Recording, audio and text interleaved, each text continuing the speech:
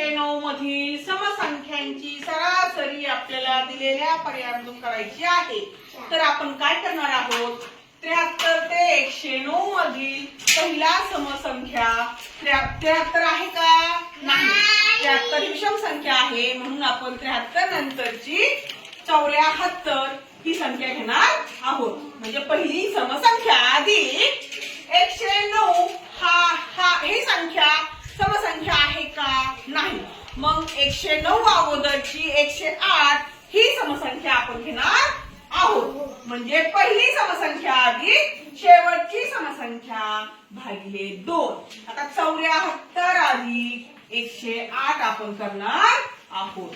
4 आणि 8 12, हाताला 1, 1 आणि 7 8, एकाशी 1 म्हणजे 182 भागिले 2. 2 न आपण 182 ला भाग देणार आहोत. 2 बे 9 18 1 बे म्हणजे 91 सरासरी आलेली आहे. पर्याय क्रमांक 1 समजलं तुम्हाला?